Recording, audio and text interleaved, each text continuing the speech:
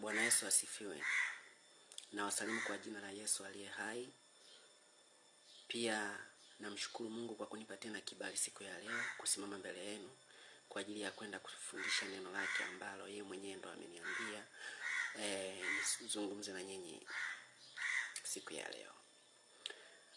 Unajua dhambi ilitendeka mwanzo wa dunia, na waliotenda hiyo dhambi alikuwa ni Adam na Eva, ambapo kizazi chote hiki ambacho kipo hakikuwepo kipindi hicho. Kwa hiyo lakini tulikuja kulisi zile dhambi ambazo walitenda wale watu wawili. Na ili kujitoa kwenye hiyo dhambi ambayo umelisi ni kumpokea Yesu, kumfanya awe mwokozi wa maisha yako. Kwa sababu Yesu alitumwa duniani ili kuja kutukomboa. Kwa hiyo mateso yote yaliyopitia pale msalabani na shida zote, hizo ndo shida ambazo litakiwa sisi wote tuzipitie, yani tuwe nazo miaka yote. Kwa hiyo Yesu alikuja kafa msalabani kwa ajili ya kutulipia lile deni ambalo tulitakiwa tulilipe kwa mateso makali. Lakini Yesu alikuja kateswa, kwa hiyo akawa ametulipia deni. Yani tukasamehewa sisi dhambi. Tukawa huru kweli kweli. Na ili uwe huru ni lazima mpokee Yesu kuwa mwokozi wa maisha yako.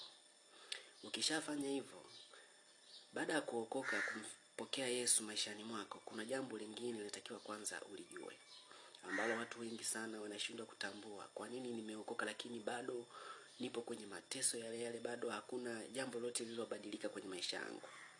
Sasa leo nataka nikwambie siri ambayo watu wengi sana hawajaijua. Na ili uweze kupona tatizo lilokuwa nalo ni lazima kwanza ujue chanzo cha hilo tatizo. Limeanzaje na limekuaje? Kwa sababu hata ukiumwa sasa hivi ukienda hospitali, mbali na kwenda kupimwa vipimo, kuna maswali ambayo daktari anakuuliza kutaka kujua kiini cha hilo tatizo ambalo umeenda kuripoti, kwamba linakuuma, lilikuanzaje, ipoje. Kuna baadhi ya maswali mpaka utaulizwa tu hata kama utapimwa. Sasa naenda sasa kwenye upande sawa kiroho. Sasa kwa nini nimeokoka lakini bado matatizo yangu hayaishi? Iko hivi.